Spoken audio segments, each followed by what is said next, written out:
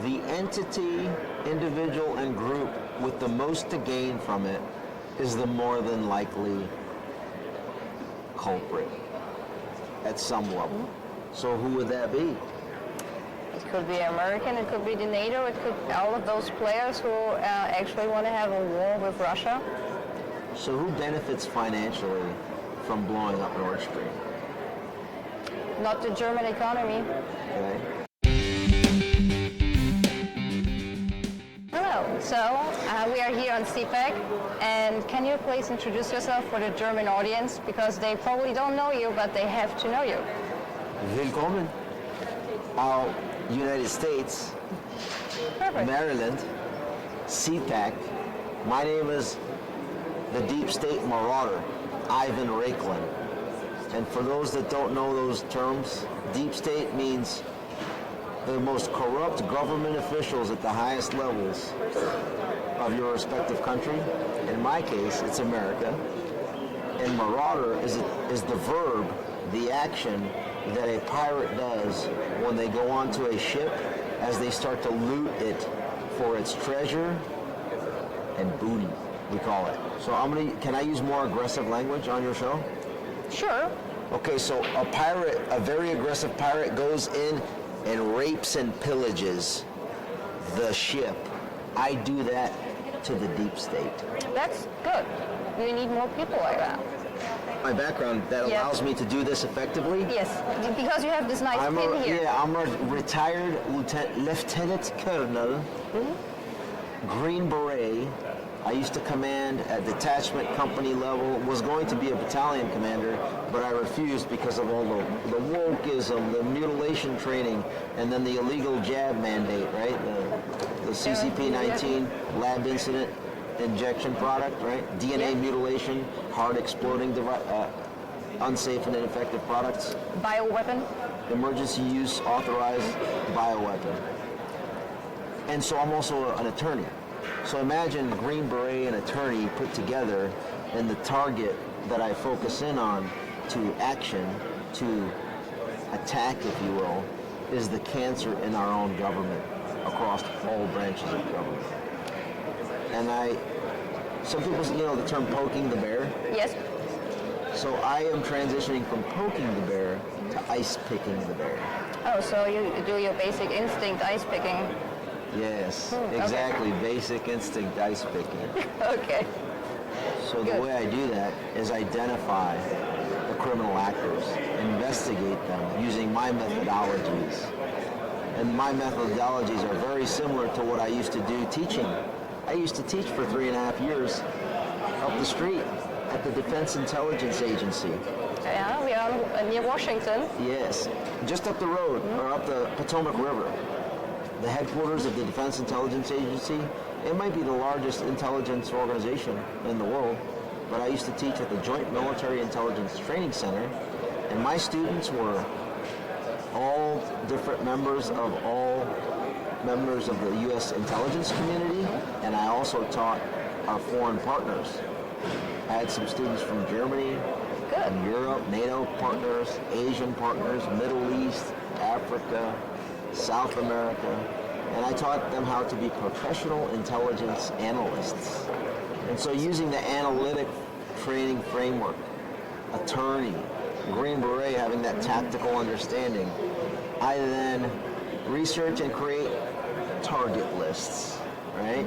And those target lists will ultimately get actioned in the most unconventional, lawful manner possible.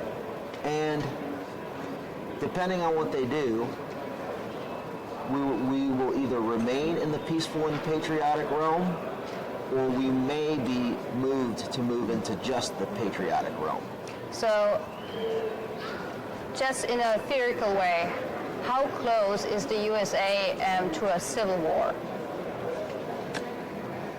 Well, a lot of people, when they use the term and throw it around civil war, they think back to, in the United States, the Civil War in the 1860s, right? Yeah, but I'm thinking more like not only a war with weapons and fighting situation. Actually, the the ideological civil war. Like, you have this radical left, you have this radical right, and then you have the people in the middle who just actually try to live their American dream and live their life with less government, more freedom, because that's their American dream. So we are currently in a civil war. Okay.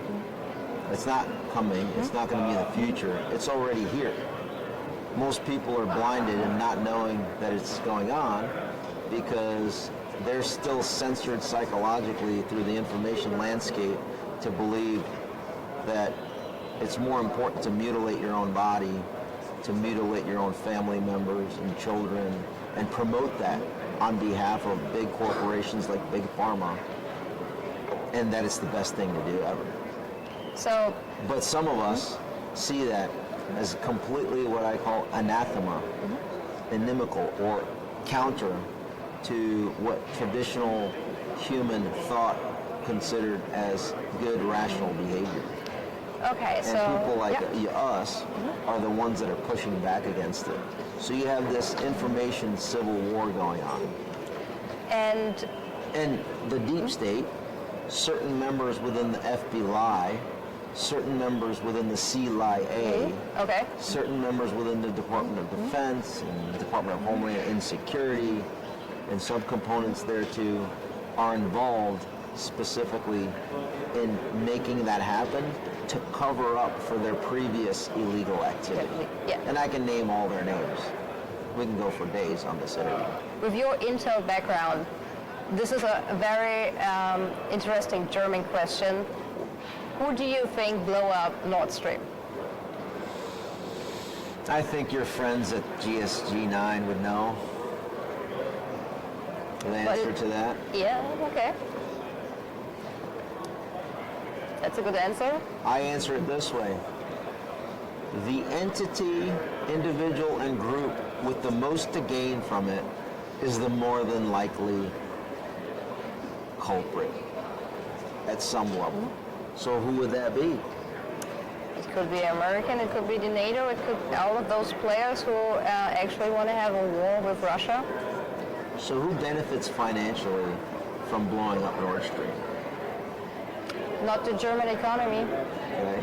So then if that stream of revenue and energy is stopped coming from Russia, where does Germany have to Oh, they have to buy. obtain Yeah, they have to buy your expensive.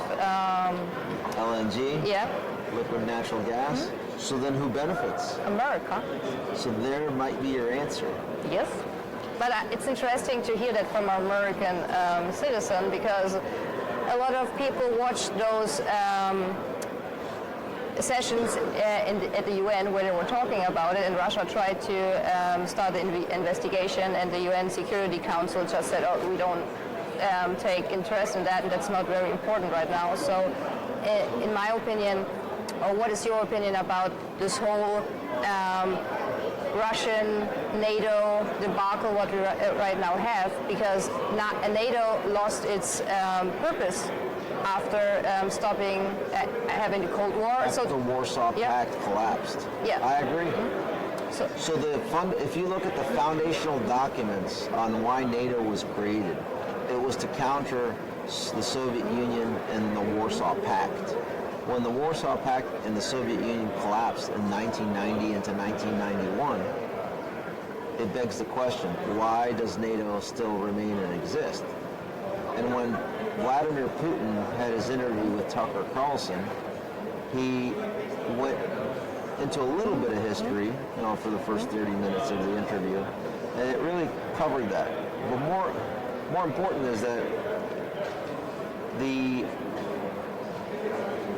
in the mid-90s, the NATO started to expand rather than cease to exist. Yep. And while Russia was in its most weak state in the 1990s, in the mid part of the 1990s, that's when the NATO expansion started to escalate. And then as it continued, NATO continued to expand. I believe we're at 31 nations at this. So when Russia sees that and sees the continuous expansion into not only the Warsaw Pact countries, but then even further than that, the former Soviet republics. That starts to become a national security concern for Russia, looking at it from Russia's perspective.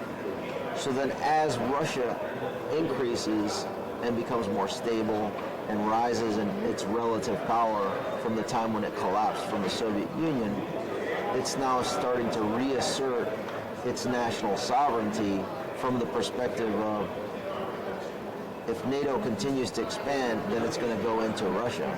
And so Russia has to defend its national sovereignty and its borders. That's the rational... That's the rational explanation, yes. Explanation from the perspective of Russia. Which begs the question, why then NATO has to now justify its existence. And so it begs the question, what is the reason NATO exists now that they've defeated the Soviet Union and the Warsaw Pact?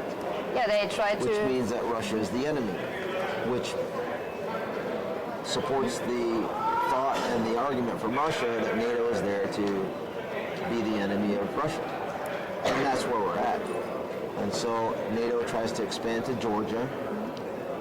I happen to accidentally be an assistant army attaché working in the embassy in Tbilisi, Georgia in 2007 under the ambassador by the name of John Teft, who later, the following year, in 2008, I become, John Teft is the ambassador, I'm there, 2007, and that's when, the following year in 2008 is when Russia goes into Georgia, and the question is, well, why?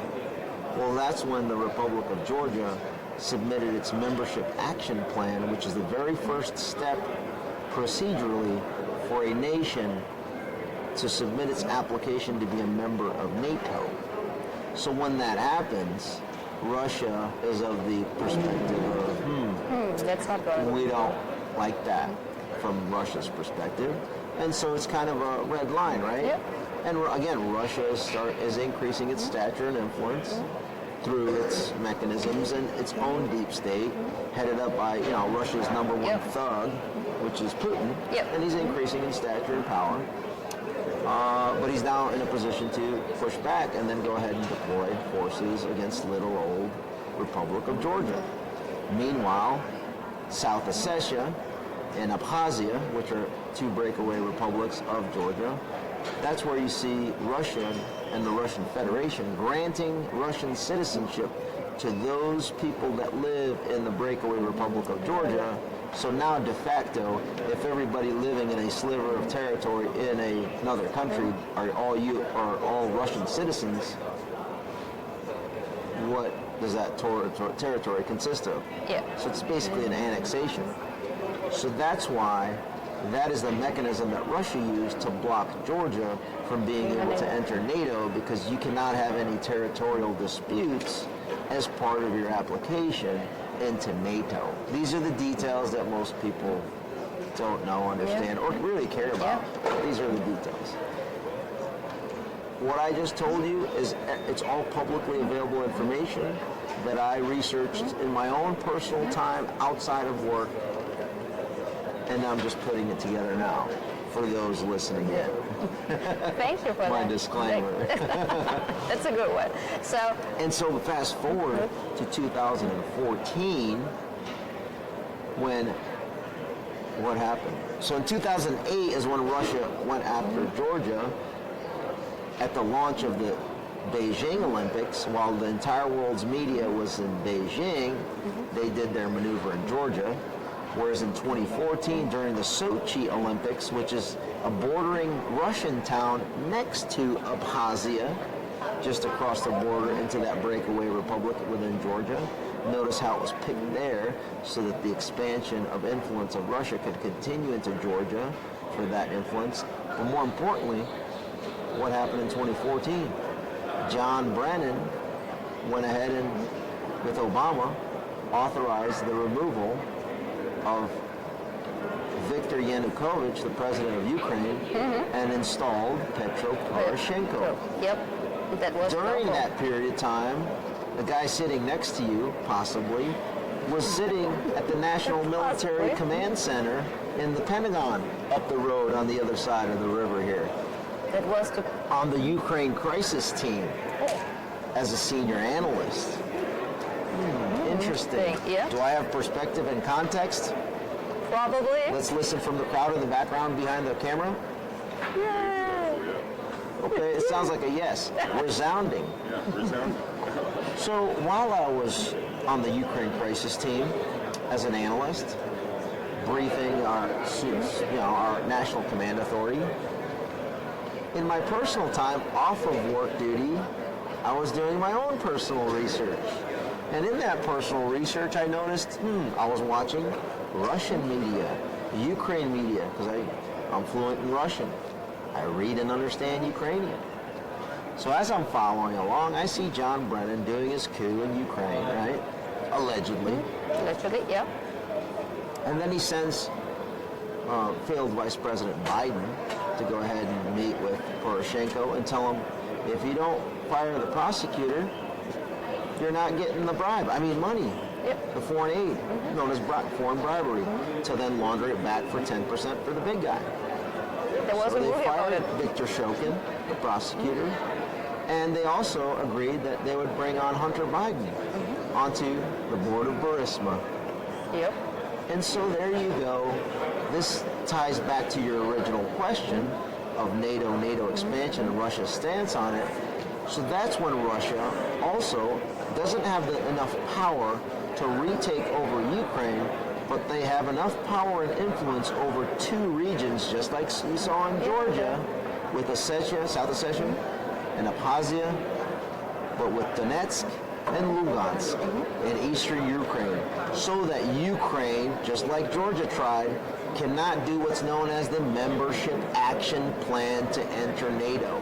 It's Russia asserting its power and influence within the sphere of its periphery to push back against NATO to protect its own national sovereignty and interests within the power that they have, which is blocking NATO expansion and Ukraine entering NATO.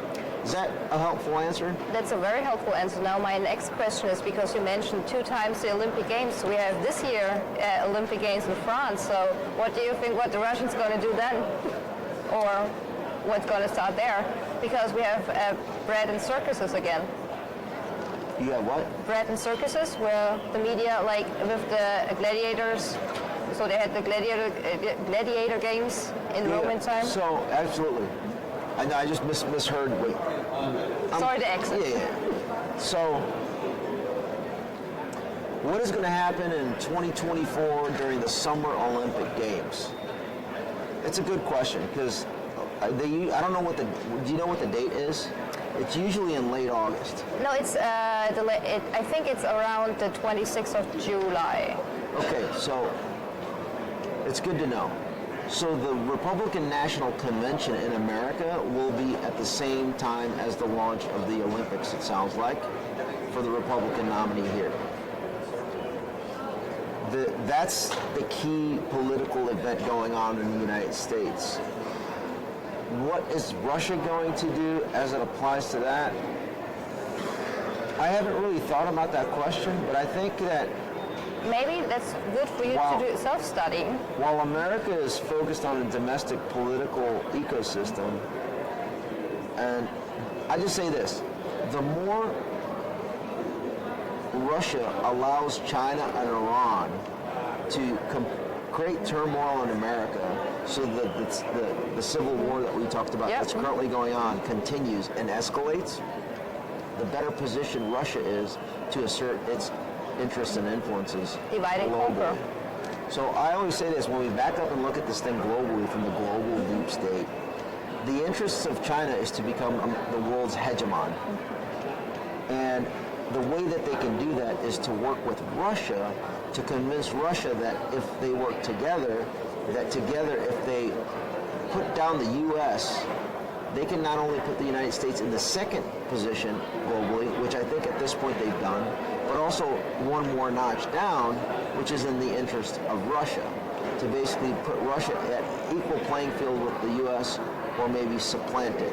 Maybe not maybe eventually somehow economic and per capita, right? Maybe, I don't know. But in terms of military economics, diplomacy, information landscape, working with China, that definitely has a potential of transpiring. So what would that look like during the Olympics? I don't forecast something significant happening, but that's not to say that something would. What do you think? I think they try to do something because what we had 2020, they launched COVID to interfere in elections. Yeah, but that I wouldn't. But I don't think say combine this with Russia. Right. But I wouldn't attribute it to Russia. No, I would not do that. But it's still going to be a very interesting year for the U.S.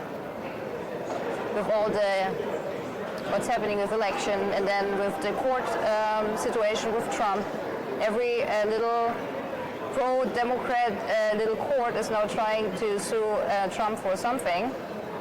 No, well, it's not every. It's a deliberate process. So the January 6th committee was created to cover up the Fedsurrection and then to promote the insurrection so that they can prosecute Trump and stop him from returning into office so that there wouldn't be retribution or a secretary of retribution or an office of retribution, okay, Department of Retribution. So I've already kind of thought through many of their courses of action and most dangerous and most probable or dangerous course of action. And I think that the legal strategy that they have tried, they're going to start giving up, knowing that it didn't work. Okay, they tried, we beat them at their own game. So now they're going to move to the danger, which is the lawfare. Yep. The dangerous course of action is that they're going to shut down parts of the internet that are promoting free speech, and they're going to do that. We just learned that in Georgia, the legislature in the state of Georgia is Republican. This is both parties that are doing this. To stop the America First movement, they're trying to go ahead and censor. They're eventually, I think, going to censor X, Truth, whether it's through bankruptcy, shutting it down, etc. And if that fails to work and Trump secures the nomination, the Republican Party, and it looks like he's going to be able to win, then I would say that political assassinations start to become the idea of the deep state uniparty. And it would probably be John Kerry coordinating with his Iranian friends to basically call them and say, yep, go ahead and conduct a political assassination of our existential threat. Just like in the 1960s in America.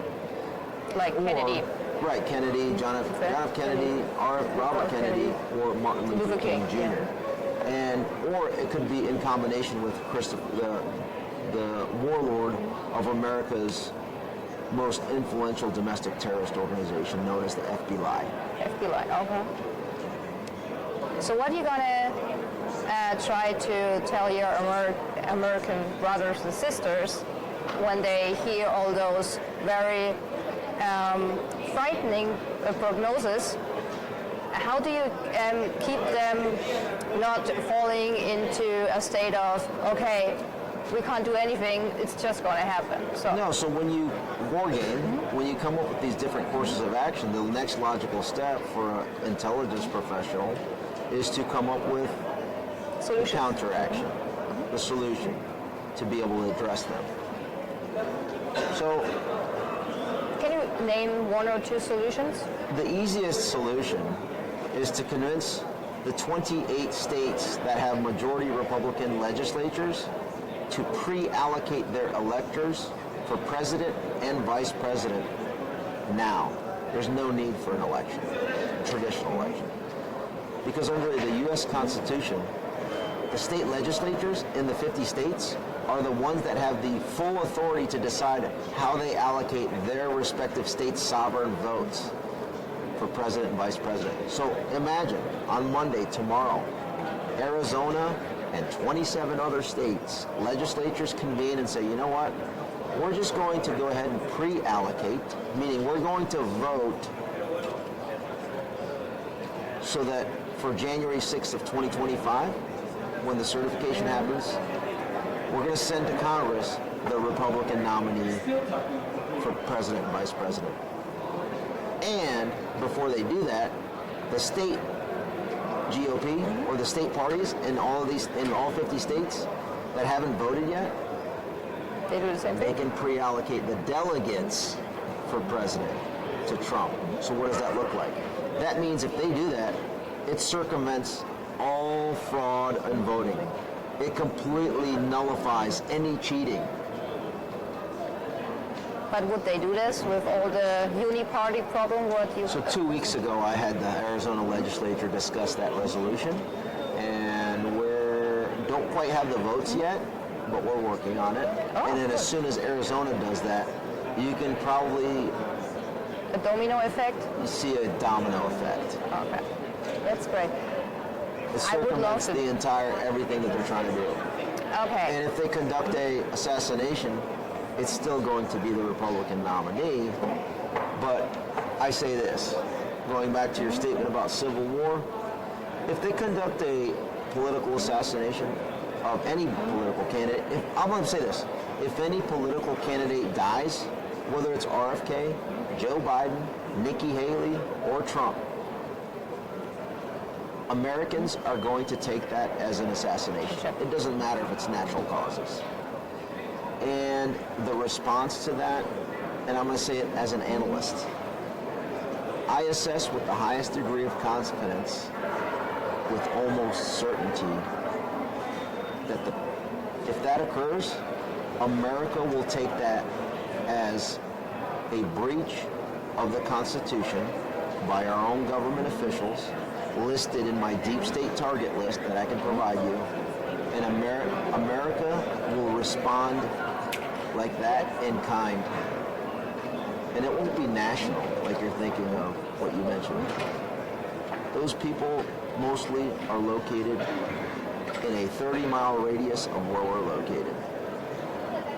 They will face retribution of likes never seen before. Again, my assessment. That's an opinion. I hope it doesn't come like that, but And again, as a former Green Beret, take a look at the book Masters of Chaos. I like that book. It's referring to Green Berets. Because remember, what is a Green Beret? On behalf of the United States, you go into another country, link up with a insurgency, train, advise, and equip it to flip a government. And you have Imagine you a do that here in the constitutional order and framework in America, former retired Green Beret and lawyer. Yep. We might just autocorrect this deep state with an ice pick. And you have a very good song, you Green Berets. You want to sing it? I can't sing. Can you sing? You sound you have like a good voice. No, I have a horrible voice. Fighting souls Just up from the sky, fearless men They jump and die. who jump and die, men who mean Yeah, that one. just what they say. Now These are men of the Green Beret. So what is your pick for the vice president? Who would be Trump's running mate in your opinion? Let's think through that. Who has a national platform, national name ID, that can cause pain to enough senators to make sure that they fall in line? And I'm talking about the China First Republicans. About half of the U.S. Senate is China First Republicans. And then we need a person who is totally America first, not a rhino. It's not DeSantis, in my opinion. Or? No, I think DeSantis is more rhino than... So who would be the top three people that... Vivek Grossman. Does Vivek have a national influence over the U.S. Senate? Okay, I don't get that. Yeah. I would argue absolutely not. Yeah. They would run circles around him. He would be their little poodle. Does he know? Oh, and the other component is, and they need to know sufficiently about the deep state to be able to specifically go after the individuals in it. Okay, no. So what is your opinion? But because General Flynn would not gain more people, but he could control the... But we're talking about the second part. Yeah, then I would say General Flynn. General Flynn. Because he knows the game. I would agree with that.